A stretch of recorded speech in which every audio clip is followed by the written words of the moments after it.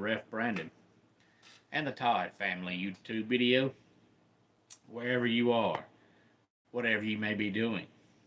Thank you so much for making Ref Brandon and the Todd Family part of your day. We always greatly appreciate it.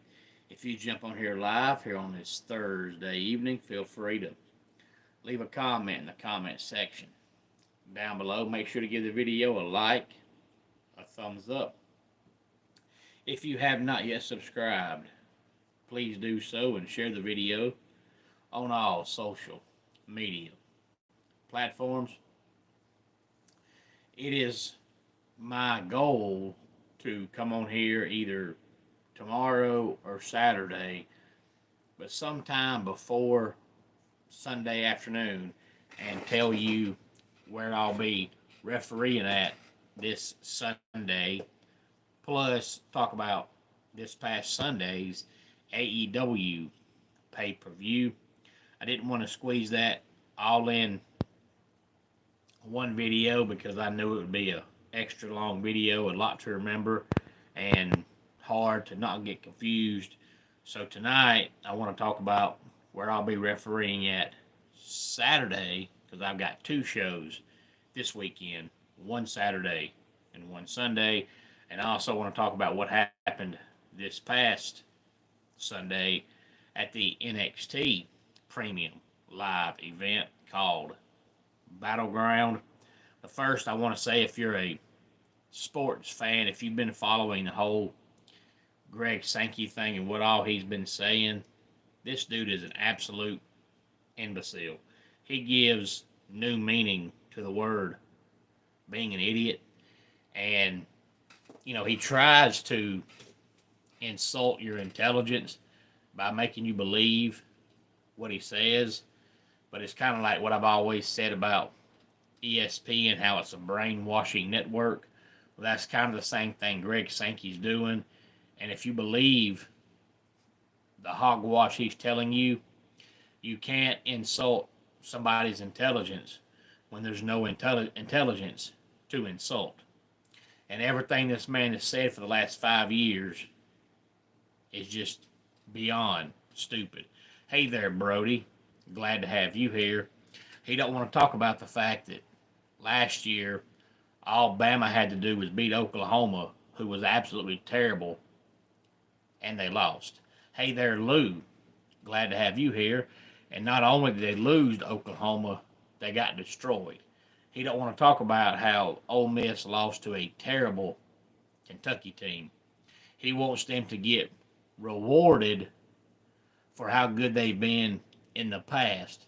It's kind of like how kids want to get rewarded for doing nothing, and they want trophies for everything. Well, that's kind of what Greg Sankey's saying now. He don't want you to bring up all the negative they've done. He don't want you to bring up all the performances that have been underwhelming, to say the least. He wants to get rewarded for what they've done in the past. And I think it's absolutely hysterical. And everybody wants to talk about how if they don't get what they want, they're going to leave the NCAA. Let them leave. Because the more he talks, the dumber he sounds. And if you leave, you're pretty much making it look like you're taking your ball and going home. Well, we didn't get what we want, so we're going to leave. That makes you look worse. He needs to just shut his mouth. He's making himself look dumber and dumber by the day, by the minute, by the hour, by the second. Hey there, Billy B. Glad to have you here. All of you here in the chat. Make sure to give the video a like and a thumbs up. And if you have not subscribed, please do so. But coming up Saturday, I'll be at 205 Commerce Parkway in Cornelia, Georgia.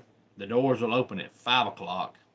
The show starts at 6 o'clock, but they're advertising a pre-show at 5:30.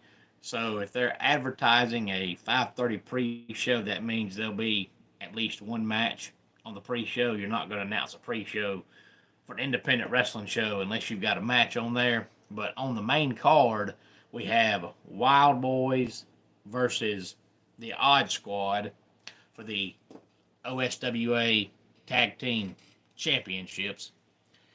Marcus Adams will have his first title defense since winning the Ultimate Championship. Xander Seabolt will go one-on-one with Bobby D. The OSWA Corporate Championship Roulette match will feature Crystal Rose, Luke Da Silva, Will Caution, Caleb Crocker, and Stevie Ray Frost. Big Bad Brando versus Tower versus Jamie Holmes in a triple threat match. All that and more will take place Saturday. OSWA presents Heroes versus Villains. And if you're curious what Heroes versus Villains is and what OSWA stands for, that's Old School Wrestling Alliance. You can find out all about it by going to the Old School Wrestling Alliance Facebook page. Again, 205 Commerce Parkway, Cornelia, Georgia. Doors open at 5 o'clock, pre-show at 5:30, and Heroes versus Villains will start at 6 o'clock Saturday night. Now, this past Sunday, we had NXT Battleground, and I've said here on the channel numerous times that if you told me I could only watch one wrestling show from here on out, and who is your favorite wrestler that's not that famous, it's hard for me to say because I really don't want to say somebody that I've refereed their matches for, because then as a ref it makes me seem like I'm partial, and as a ref I'm supposed to be impartial. So I'll pick somebody that's not currently wrestling. That way it looks like I'm being impartial and not picking somebody who I'm currently refereeing for. So I'll pick Curtis Coleman, since it looks like, at least for the foreseeable future, he has retired because he's taken up weightlifting and trying to become a bodybuilder. So I'll pick Curtis Coleman. And I'm assuming that question is coming from my wife. But I've said numerous times that if I had to pick just one wrestling show that I had to watch from here on out and couldn't watch any others between Raw, AEW's Dynamite, TNA, SmackDown, and AEW's Saturday Night Show, and NXT, I would pick NXT. They have the best storytelling, the best wrestling, and I think the best commentating on a week in, week out basis. A three-man crew is not easy to do, and Vic Joseph does a fantastic job along with Booker T and Corey Graves, because I don't know how Booker T is in person, but on TV he comes across as just obnoxious and overly annoying. But Vic Joseph pulls it off. Corey Graves is pretty good at what he does, but Vic Joseph does a great job with that commentating team. And I think Mike Rome is also the best ring announcer there is today. I wish he would wear longer pants. The fact that his pants don't come down to his shoes, and I have to see his ankles every week, it drives me crazy. But he's still a great ring announcer. Now, Justin Roberts is the worst ring announcer, but I think Mike Rome is the best. I'd pick him over every other ring announcer out there today, and he's on NXT. But NXT is really, to me, had the best wrestling and the best storytelling ever since Triple H was in charge. But, you know, Triple H moves up to the main roster and Shawn Michaels takes over, and I think it's even better now than it was back then. And this past Sunday was no different. We kicked off the show with, in my opinion, what was the best match on the card, and that was Sol Ruka defeating Kalani Jordan to retain the Women's NXT North American Championship. That was a great match. Most women's matches just don't catch my attention because, to me, most of them just don't stand out. But this match stood out. Great match from both ladies. There's really nothing bad you can say about that match. Hank and Tank and Josh Briggs beat the Calling, which is the team of Sean Spears, Brooks Jensen, and Nico Vance. Sean Spears is doing a great job at leading that small, what looks like growing faction. Started out with a couple, they're up to three. So I think he'll add one or two more before it's all said and done. And then Channing Stacks Lorenzo beat Tony D'Angelo. I'm assuming that's the end of the family, but I'm not sure. But those are the two leaders, and they're feuding. So I'm assuming that was the end of their feud and the end of the family. But we'll have to stick around and find out. Stephanie Vaquer beat Jordan Grace to retain the NXT Women's Championship. And that was a match that kind of surprised me. I thought Jordan Grace would win that match, but then if you watched NXT on Tuesday night, then you know why she didn't win that match, because now Stephanie Vaquer and Jordan Grace are both going to the main roster. Stephanie Vaquer dropped the NXT Women's Championship to Jacy Jayne on Tuesday night's NXT, and Jacy Jayne is one of the longest tenured female wrestlers now in NXT. But now I understand why Stephanie retained the belt, because her and Jordan are both going to the main roster. I believe Stephanie Vaquer is going to Raw and Jordan Grace is going to SmackDown. It would have made no sense to have Jordan Grace beat Stephanie on Sunday and then come right back on Tuesday and drop the belt to Jacy Jayne. So after Tuesday happened, I understood why Stephanie won on Sunday. But at the time, before Tuesday, on Sunday when that happened, I was surprised Stephanie won. But they called up Stephanie Vaquer, Jordan Grace, and of course they called up Roxanne Perez shortly after WrestleMania. They've also called up Julia as far as the NXT ladies, and then they called up Axiom and Nathan Fraser, the tag team of Axiom. They're now on the main roster as well. So now the NXT brand looks to be building itself around Trick Williams and Oba Femi. For now, you've got Ethan Page and Ricky Saints, but I've got a feeling whenever the next draft comes around, you're going to see either Ethan and or Ricky Saints go to the main roster as well. Semi-main event Sunday, we saw Oba Femi beat Miles Bourne to retain the NXT Championship. And then in the main event, Trick Williams beat Joe Hendry to become the new TNA World Champion. And I've been listening to Wrestling Talk all week long, and I've heard some folks that like that decision, some that don't. I mean, it's clear that they're building NXT now around Trick Williams, and Trick Williams is a phenomenal wrestler. He really is a phenomenal wrestler. He's got a bright, bright, bright future. But I can see the bad in it, because you make TNA look bad in the fact that the TNA World title was now held by an NXT guy. So TNA has no world champion because your world champion is in NXT. So I can see the downside of that, but I also think it's great because it makes Joe Hendry look so good that nobody in his company can beat him. It has to be somebody outside of the company. There's also several ways you can do this. Joe Hendry is super popular. He's probably, in my opinion, organically the most popular wrestler there is now, except for Cody Rhodes. That's going to change over the next couple of months because Mike Santana is coming, and Mike Santana is hard not to root for. But organically, Joe Hendry right now is the most popular wrestler outside of Cody Rhodes. So Joe Hendry's put TNA on the map, but you could try to turn him bad, and it would make sense because he was the world champion, but he shows up at Royal Rumble. He doesn't win the Rumble. He shows up at WrestleMania, loses to Randy Orton. He goes to Battleground, puts a TNA World title on the line. He loses it.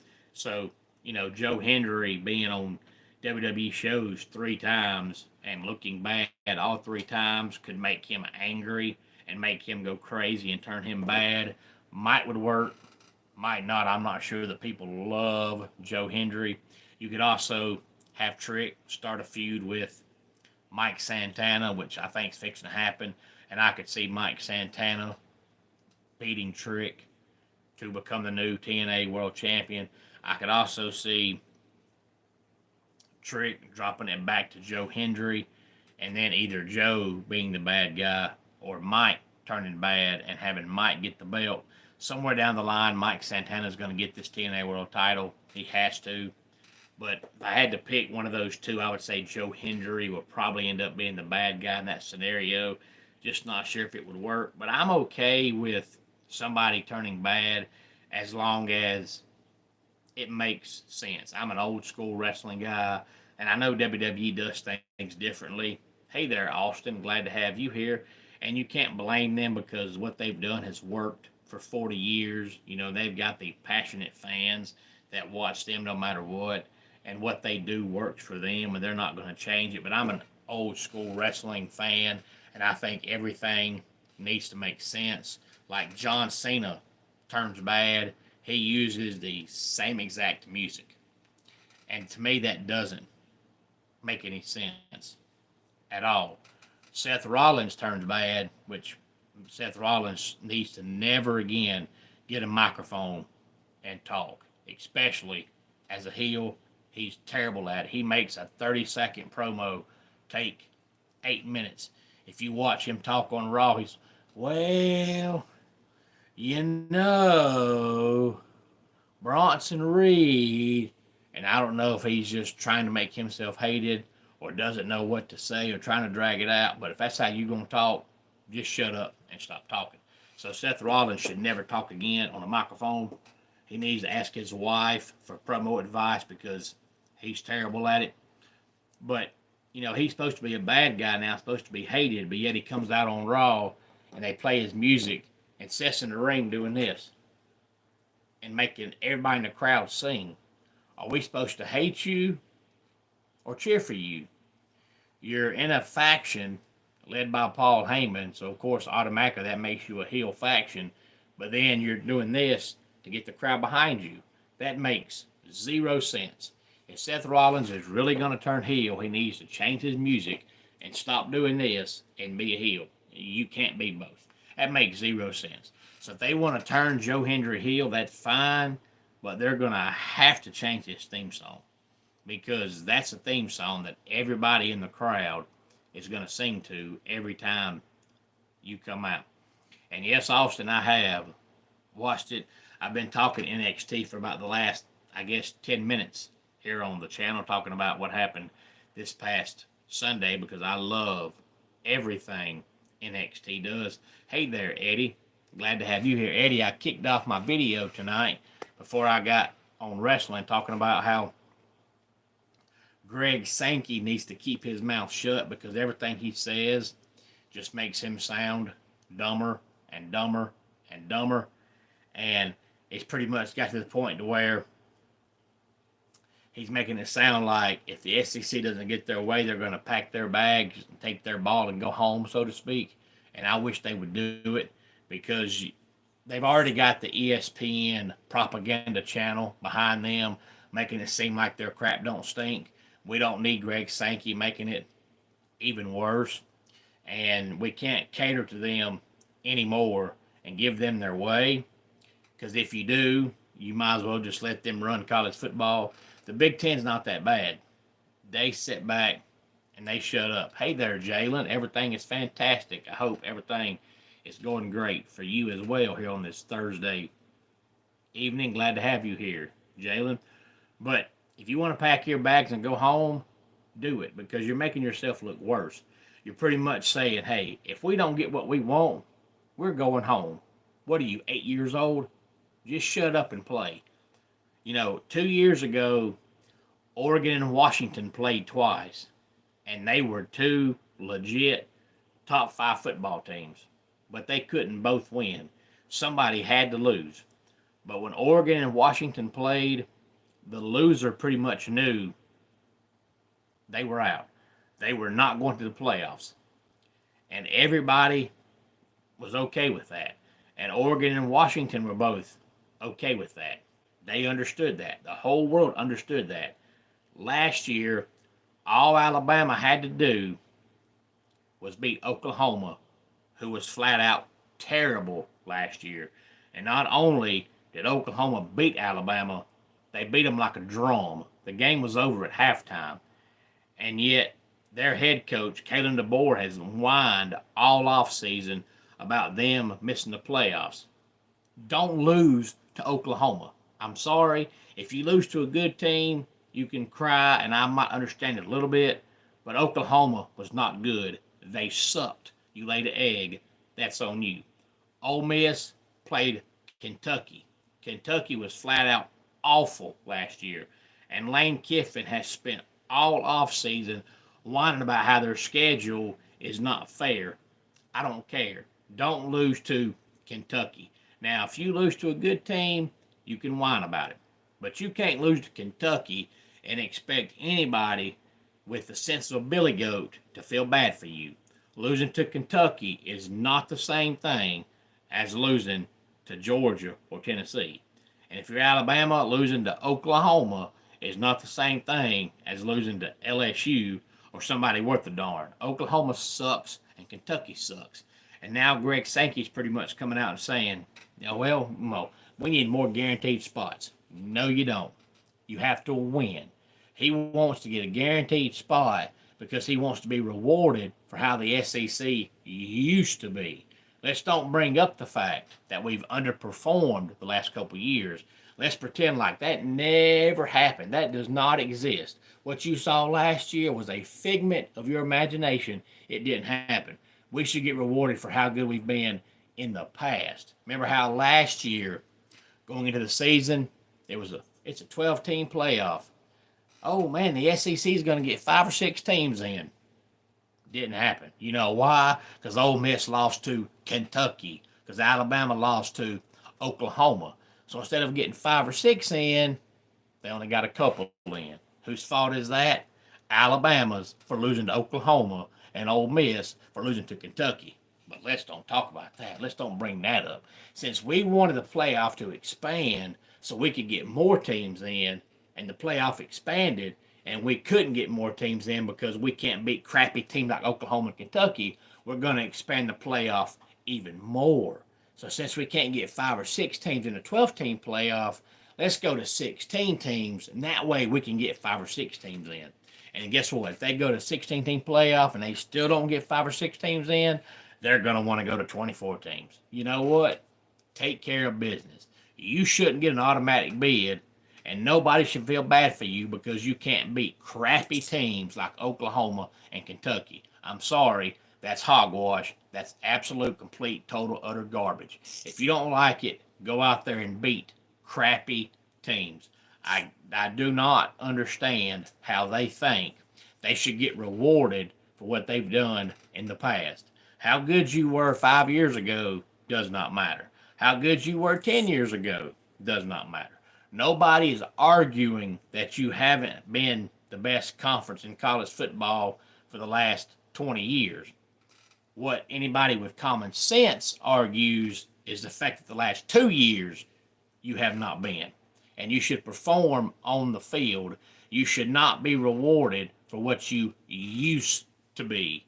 You should get rewarded for what you are now. And what they are now is a conference that underperforms.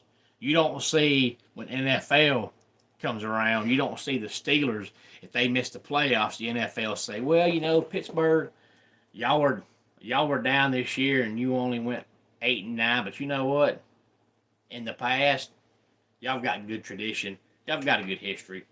We'll put you in the playoffs. No, don't work that way. You have to win. We're not going to feel sorry for you because you go out there on Saturdays and underperform. Oh, it's okay. They've got a good history. They got a good tradition. Ignore that. And that's what they want you to do. So that's why I tell folks all the time, do not watch ESPN. It's the biggest propaganda network in the world. They only want to push the good things the SEC does and not even bring up the bad things the SEC does. Let's only talk about the good and never bring up the bad, And maybe people won't remember all the bad, just all the good. So, Eddie, you've missed a good conversation tonight. Austin, I do watch the old Ring of Honor. I don't watch the new Ring of Honor because to me, the new Ring of Honor is basically just AEW. He might as well change the name to AEW, whatever. Don't call it Ring of Honor because it's not Ring of Honor. It's AEW. But let's go ahead and get our dad joke of the day in here. I should have studied for that algebra test. I'm not looking forward to the aftermath. And that does it for today's Ref Brandon and the Todd Family YouTube video. Until next time, it's Ref Brandon saying, just like in pro wrestling, life can be over by the count of 3. Tell your friends and family how much you love them.